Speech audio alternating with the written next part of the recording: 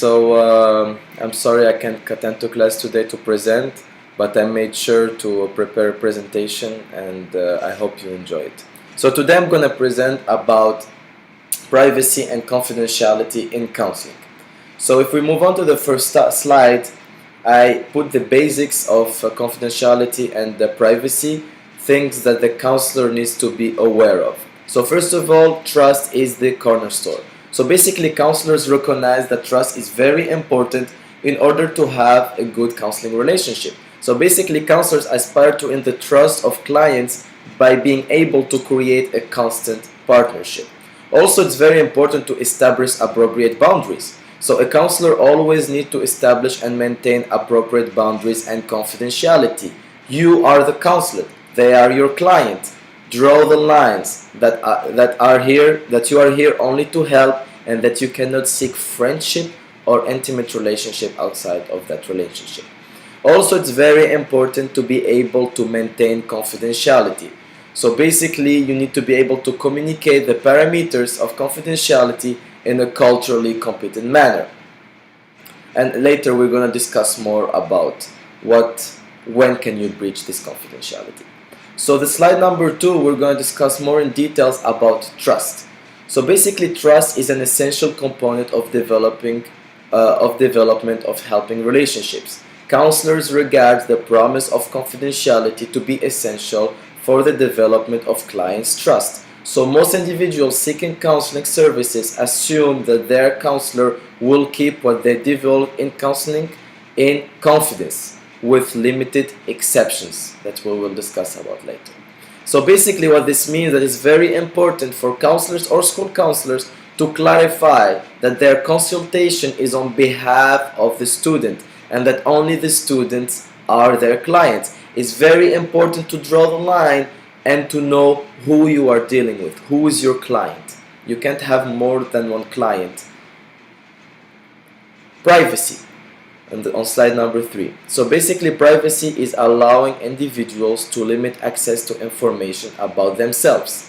So the definition of privacy includes decisions about sharing or withholding information about one's body, mind, thoughts, beliefs, and feelings. So basically, the clients must share private information from the trusting therapeutic relationship that is necessary for counseling to be successful. So basically, when individuals begin counseling, they make decisions about the extent to which they are willing to share personal information with their counselors in order to gain assistance they want. So they will be very private and give you private information, and they trust you with that information. And basically, they are testing you with this information, and you need to be at that level of trust. So basically, they make these decisions based on their desire to be helped by you, in part by their understanding of who might have access to the information they choose to share. So they should be informed if they have anything to share and who they want it to be shared with. So what are the issues that we can have in privacy? And this is especially in school counseling. So the fundamental conflict is between the privacy rights of minors and the rights, some may add obligation, of parents of the actively involved in counseling process that affects their children. So this conflict most often arises in matters of confidentiality. So the issue of students' privacy rights is discussed so much and so often because there are no easy answers really to the questions typically raised by school counselors, who are concerned about students' ethical rights and against the legal rights of parents. Because parents have the right to know what you discuss with their kids in this session. So basically, the topic is one often cited to demonstrate that conflicting legal and ethical obligation can create dilemma for school counselors. Because you don't want to breach that confidentiality, but at the same time, that's the parent of the child. So what can you do? If we move on to slide 5, we will discuss about confidentiality. So confidentiality is allowing individuals to control access to information they have shared. So confidentiality is a professional's promise or contract to respect clients' privacy by not disclosing anything revealed during counseling except under agreed upon condition. So the moral principles of fidelity, non-maleficence, and beneficence that we discussed in class apply to clients' right to confidentiality. So in applying moral principles of fidelity, school counselors make explicit and implicit promises to clients that they will actively work against disclosing clients' secrets, except under agreed upon conditions that we will discuss later. So basically, you should keep what happens between you and your client between you and your client, unless they are in the informed consent. It is clear that you need to breach confidentiality because there is conditions because of that. So without this assurance, most students will be hesitant to seek the help they need and to improve their mental health, because it's all about trust. If they trust that you're gonna keep the information for yourself, that's what should happen. Because me, when I sought counselor, when I was 17 years old, the thing that made me feel good is that the counselor told me it's between me and you, and that made me feel safe, that made me feel secure, and that's what made me open up to my counselor, because I was sure and I didn't want anyone to know what I was discussing with him, and that was the reason why I opened up to him. So if counselors break their promise of confidentiality or disclose information without client's consent, the client may feel betrayed. As a result, they may lose trust in their counselors and hold back other personal information, or they may prematurely terminate the counseling relationship. So these actions could cause harm to the clients. On the slide 6, we will discuss about what are the confidentiality guidelines. So basically, your confidentiality as a client is very important to counselors. So in the counseling office or school counseling office, what is said there stays there. But there are some exceptions that are required by law and ethical standards. The first one, harm to self or other. For example, abuse or neglect. Parents, outsiders. So if you feel that your client is gonna harm themselves, or they are subjected to abuse, or maybe they're abusing someone else, you need to breach that confidentiality. The third one, court or other legal proceeding. There are many other outside things that may push you to breach that confidentiality.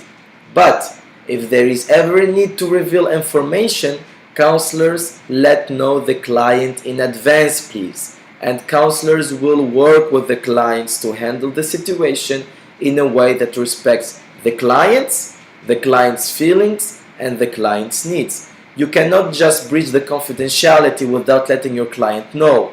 You need to let your client know and try to make the client feel that they're part of the solution, that they are included, and that's very important, because you can harm them if you breach that confidentiality without discussing with them first. And now on slide 7, let's discuss about breach confidentiality. So there is this question: does relying simply on chronological age and the basis of making decision about when it is necessary to breach confidentiality a good approach?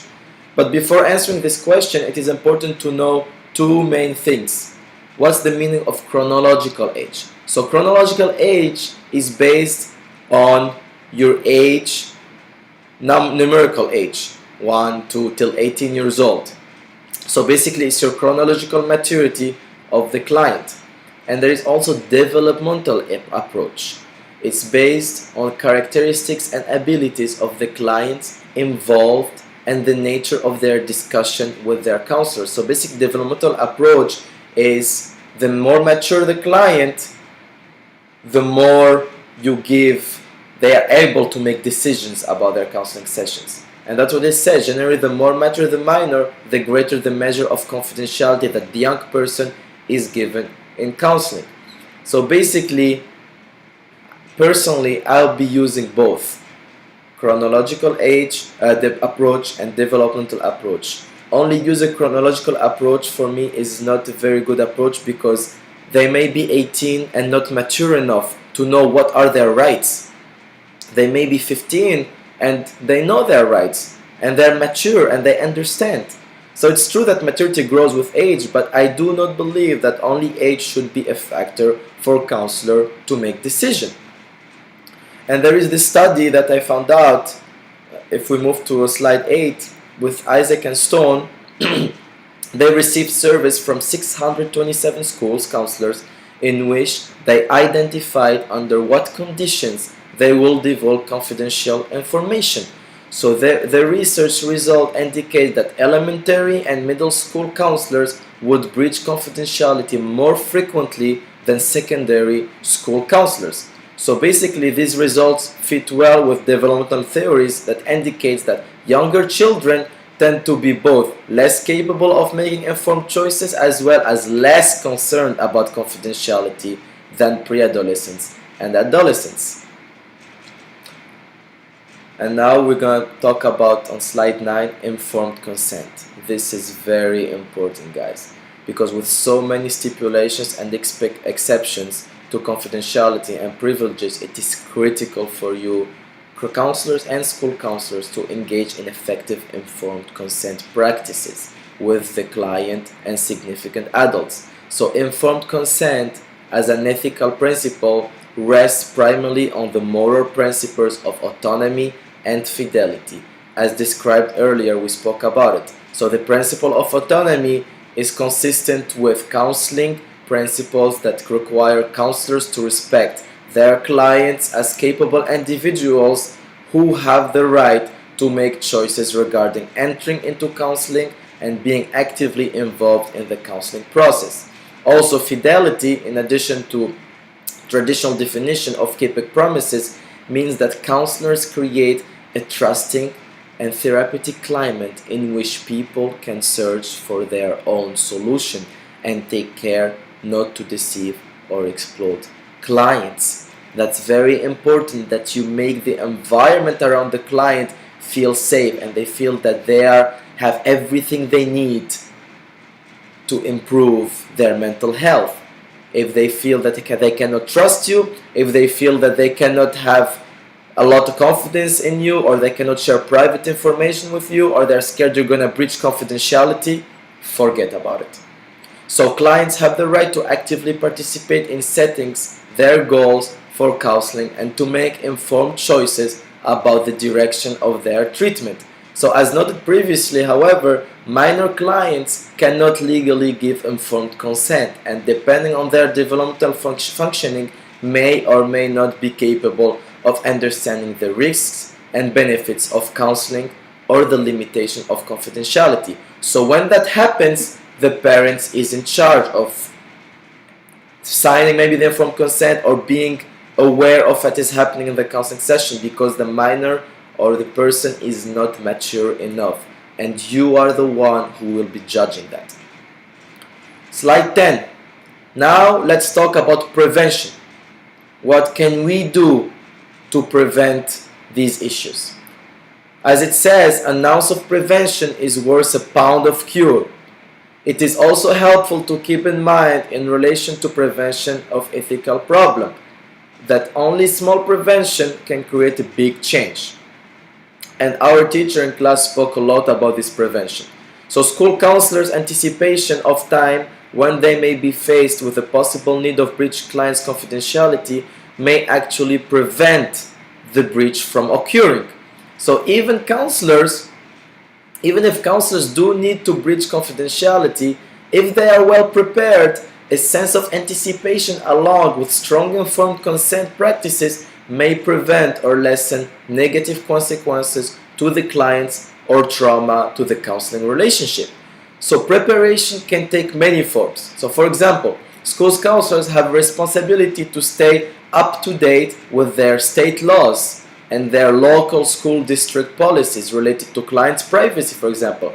They can do this by attending professional development activities, requesting and reading policy manuals, and discussing these policies with their principals. So if school policies conflicts with the ACA or ASCA ethics standards, school counselors should discuss these with their principals and attempt to reconcile the policies with the ethical standard. So it is helpful for counselors to have a network of peers with whom they can consult in difficult situations arise. Because when we're going to start to be counselors, it's going to be very hard. We might not know everything.